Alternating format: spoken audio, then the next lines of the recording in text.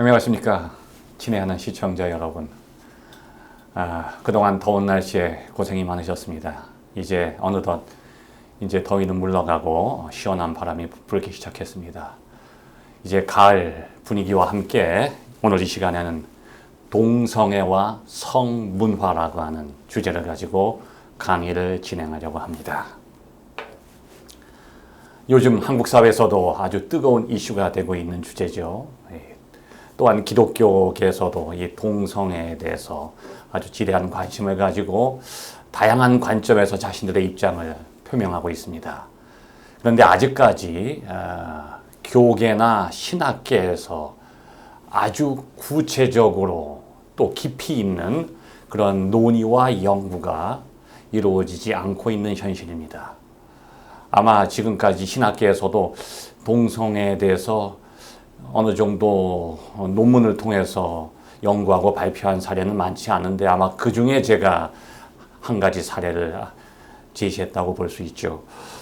이 시간 우리가 동성애가 무엇인지를 공부하기 전에 먼저 성이 무엇인가를 이해하려고 노력해야 됩니다. 동성애, 이성애, 그 안에는 그 성이라고 하는 개념이 포함되어 있죠. 그런데 우리가 지금까지 아마 초등학교, 중학교, 고등학교 또는 대학에서 이제 성에 대해서 교육을 받으면서 우리가 알고 있는 그 성, 과연 그것이 인간의 성에 대한 결정적인 대답을 줄 수 있을 것인가? 결정적인 의미를 제시할 수 있을 것인가? 우리는 먼저 질문해 보아야 됩니다. 아마 TV, 매스컴을 통해서 성교육 하는 상황을 우리가 접해보면 어떤 때는 전문가가 나와서 말을 하는데 대부분 비뇨기과 의사라든지 또는 산부인과 의사들이 성에 대해서 설명을 하고 일반적인 생물학적인 성에 대해서 설명하고 끝나는 경우가 많이 있죠. 과연 그것이 인간의 성을 형성하고 있는 내용의 전부인가? 아니면 또 다른 부분에 결정적으로 인간의 성의 의미가 있는가를 우리 한번 이 시간 살펴보아야 됩니다. 먼저 인간의 이 성이라고 하는 이 앞에 우리가 인간을 붙이죠. 인간의 성.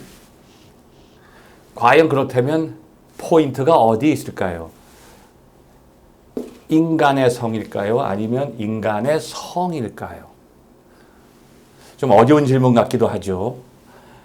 어디에 포인트를 두냐에 따라서 이 성에 대한 이해가 크게 달라질 수 있습니다. 자, 여기가 인간이고 이게 동물이죠. 지금까지 우리가 성에 대해서 알고 있는 지식은 대부분 인간과 동물의 그 공통분모. 그렇죠. 이 공통분모. 이 속에서 인간의 성의 본질을 설명하려고 많이 시도해 온 것이라고 볼 수 있죠. 과연 인간과 동물의 공통점, 어떤 동물의 성과 인간의 성의 공통점 속에 인간의 성의 본질이 있는 것인가? 아니면 오히려 동물은 가지고 있지 않은 나머지 인간의 영역 속에 이 안에 인간의 성의 본질이 있는 것인가? 여러분은 어떻게 생각하십니까? 물론 인간은 동물에 속해 있죠. 만물의 영장입니다. 인간은 동물적인 생체학적인 생물학적인 특징을 가지고 있어요. 이 B 부분, 공통 부분도 맞죠. 그러나 A와 B 중에 과연 어떤 것이 인간의 성을 결정하느냐 그렇게 질문한다면 우리는 이 A에서 인간의 성의 본질을 찾아야 된다고 볼 수 있습니다.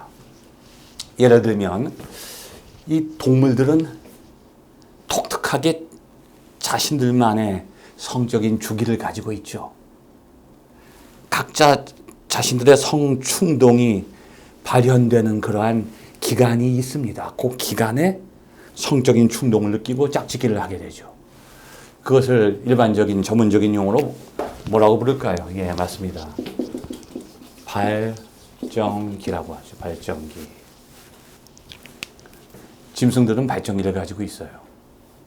그런데요, 다른 모든 동물들과 달리 인간이라고 하는 동물, 만물의 영장인 인간은 발전기를 가지고 있지 않죠. 이 발전기라고 하는 건 뭐냐면 무엇인가 하면 생물학적인 충동이에요. 본능적인 것이죠. 태어날 때부터 가지고 태어나는 거예요. 타고난 거예요. 그런데 인간은 발전기를 가지고 있지 않는다. 이 뜻은 어떤 의미를 가지고 있는가 하면 인간은 타고난 성적인 본능과 충동을 느끼기도 하지만 그것에 지배를 받지 않는다는 거예요. 우리가 바꾸어 말한다면 인간이라고 하는 동물은 1년 365일이 발전기죠. 이건 모든 동물들과 또 다른 점이에요. 발전기는 없지만 항상 성적인 충동을 느끼고 있어요. 그런데 그 성적인 충동의 지배를 받는 것이 아니라 동물들과 달리 인간은 그 충동을 자기가 조절하고 자제하고 컨트롤할 수 있죠. 그런 의미에서 볼 때 인간의 성과 동물의 성은 전혀 다른 차원을 가지고 있다고 하는 겁니다. 그래서 우리가 이 시간 성을, 특히 인간의 성을 연구하는 데 있어서 결정적인 것은 지금까지는 우리가 인간과 동물의 공통점에 대해서 발견하고 논의해 왔다면 이제는 인간과 동물의 다른 점, 그 속에서 인간의 성의 본질을 찾아야 되는 것이죠. 여러분들 잘 아시겠지만 1980년대 초 아니면 70년대까지만 해도 여러분 여권을 펼쳐보면 거기 남녀 성의 구별을 영어로 이 섹스라고 하는 말로 표현했죠. 근데 지금은 이 섹스라고 하는 그 개념 자체가 사라져 버렸어요. 그 대신 우리가 쓰는 말이 젠더죠. 젠더. 이것도 성이고 이것도 성이지만 이 섹스라고 하는 말은 이 동물적인 차원, 생물학적인 차원, 타고난 차원에 더 포인트를 둔다면 이 젠더라고 하는 차원은 타고난 것보다는 후천적으로 사회적으로 형성된 인간만의 성을 설명하는 것이죠. 우리의 성에 대한 의식이 그만큼 변화되고 있다고 하는 사실을 우리는 이 개념 속에서, 용어 속에서 발견할 수 있습니다. 이러한 기초적인 성에 대한 지식을 가지고 이제 우리가 동성애 안으로 들어가 보겠습니다. 동성애에 대해서는 크게 세 가지 입장들이 있죠. 인정하고 수용하는 사람과 반대하는 사람과 세 번째는 무관심한 사람이죠. 그런데 우리는 이 시간 그 세 가지 관점을 넘어서서 동성애를 다루려고 하는 것입니다. 한쪽 입장에 치우치는 것이 아니라 동성애와 이성애를 다 포괄하는, 다 아우르는 입장에서 동성애에 대해서 우리가 접근하고 연구하게 될 것입니다. 먼저 일반적인 학계에서 동성애의 원인에 대해서 연구하고 있는 입장들을 제가 한번 설명해 보겠습니다. 먼저 초창기에 이 동성애에 대해서 관심을 가졌던 사람들 중에 여러분이 잘 아시는 대표적인 심리학자 시그문드 프로이드가 있죠. 프로이드.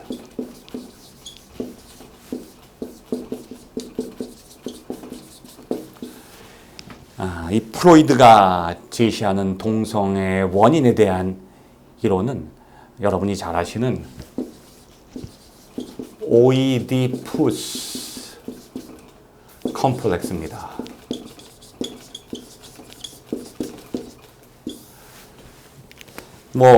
설명을 길게 하는 것보다 간단하게 요약하면 이 오이디푸스 컴플렉스는 어린아이와 아버지와의 관계, 또 어린아이와 어머니와의 관계, 그 두 관계 사이에서 이 어린아이가 갈등을 겪는 거예요.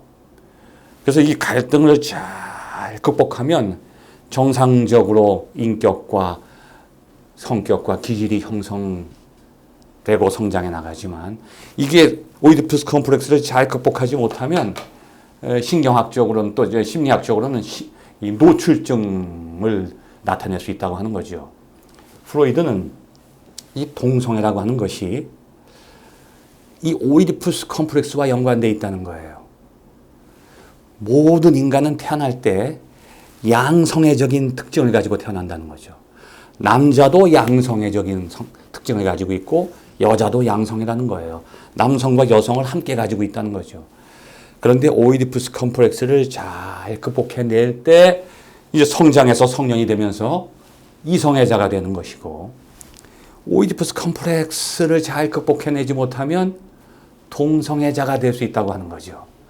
이게 바로 프로이드가 주장한 오이디푸스 컴플렉스 이론이에요.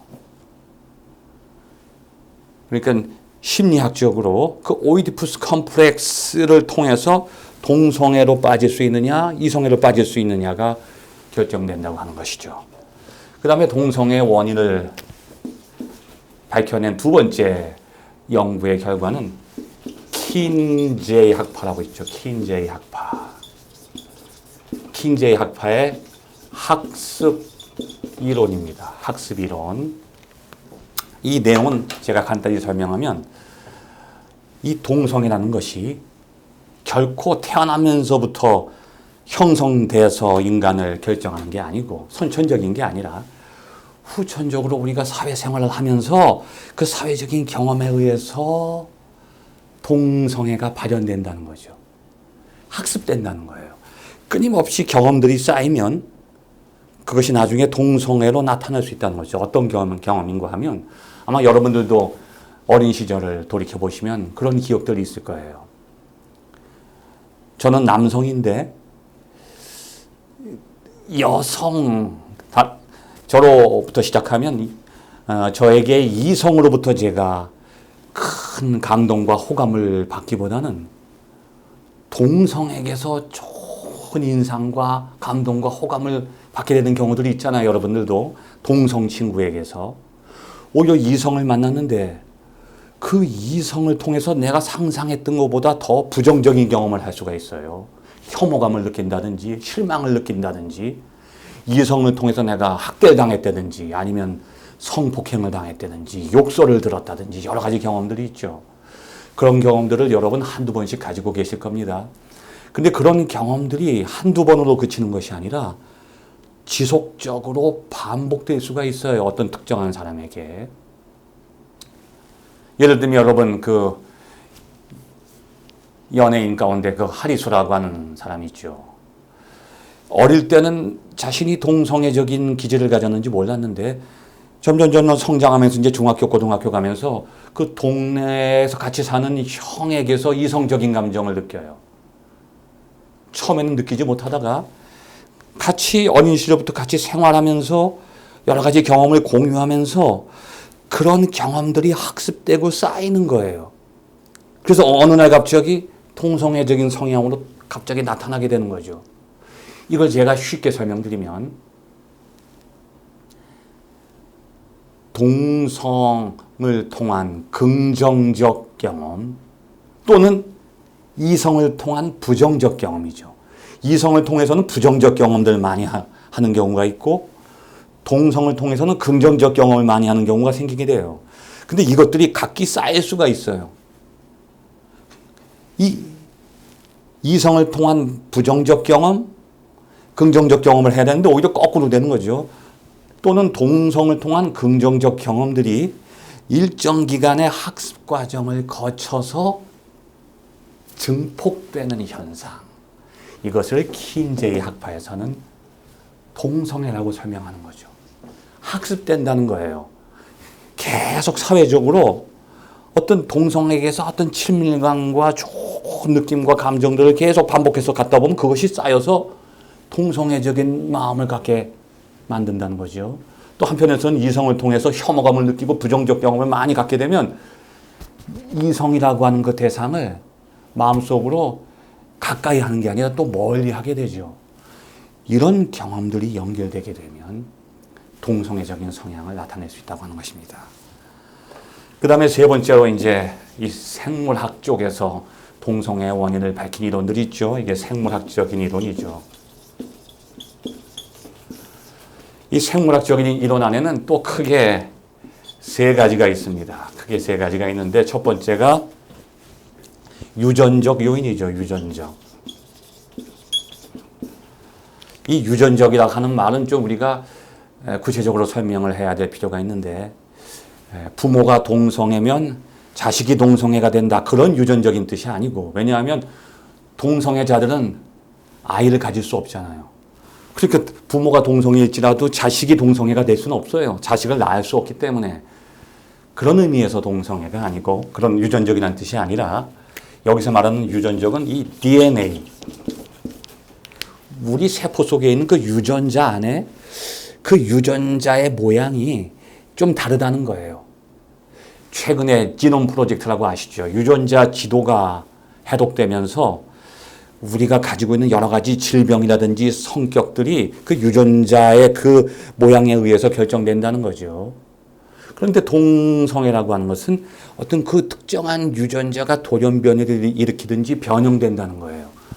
그래서 그 DNA 유전자에 의해서 동성애적인 성향이 결정될 수 있다. 아주 타당한 이론이라고 볼 수가 있죠.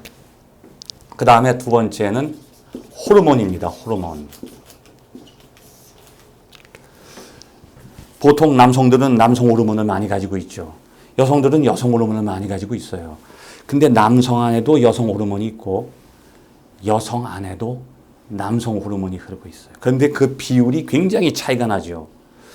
근데 요즘에 보면 저도 이제 대중 목욕탕 같은 데 가서 보면 과거와 달리 그 남성들이 가슴이 굉장히 큰 분들이 많이 있어요, 이게. 그게 아마 뭐 여러 가지 그 영양 관계도 있고 여러 가지 영향도 있겠지만 요즘에 최근에 보니까 남성들 사이에서 유선이 발달해서 그 모유라고 해야 되나요? 부유라고 해야 되는지 모르겠지만 여기서 이렇게 분비물이 나올 정도로 유선이 발달한 분들이 많이 있어요. 그런 사람들의 원인을 조사해 보니까 그 호르몬의 균형이 깨지는 거죠. 뭐 스트레스라든지 어떤 약품에 의해서 호르몬의 균형이 깨지기 시작하면 이 남성들도 여성적인 성향을 나타낼 수 있다는 거죠. 이 남성 호르몬은 줄어들지만 여성 호르몬이 과다해지면 여성적인 하나의 성격만 나타내는 게 아니라 신체적인 특징도 나타낼 수 있다는 거죠. 또 다른 한편에서 여성들에게 있어서 남성 호르몬이 많아지게 되면 또 남성적인 특징을 나타낼 수 있다는 거죠. 그래서 이 생물학적인 관점에서 동성애를 분석해 보니까 동성애는 정신적인 차원, 사회적인 차원에 영향받는 것보다는 우리 안에 생체적인 어떤 신체적인 것 안에 어떤 문제가 생겼을 것인데 그것은 바로 호르몬의 불균형이다. 그렇게 해석하는 사람들이 있다는 것입니다. 그 세 번째는 뇌하수체에 이상이 있다는 거예요. 뇌하수체. 우리의 뇌하수체 안을 들여다보면 시상하부라는 것이 있어요.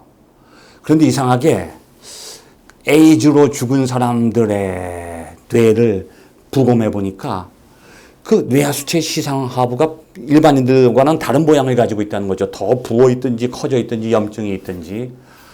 그래서 이 동성애 원인이 뇌하수체 시상하부의 이상이다. 이렇게 결론을 내렸는데 한 가지 여기서의 문제점은 뭔가 하면 동성애자들을 분석하고 검사한 게 아니라 에이즈 환자들을 검사한 거죠. 그런데 아직 에이즈와 동성애 사이에 직접적인 연관성이 있다는 것이 밝혀지지 않았어요. 그래서 이 세 번째 뇌하수체 이론은 결정적으로 받아들이는 데 있어서 조금 문제점이 있다고 볼 수가 있죠. 이렇게 일반적인 관점에서 크게 세 가지 관점에서 동성애의 원인을 한번 분석해 봤습니다. 이제 다음 시간에는 과연 동성애를 우리가 어떻게 이해하고 받아들이고 해석해야 되는가, 이것을 신학적인 관점에서 제가 설명드려 보겠습니다. 끝까지 경청해 주셔서 감사합니다.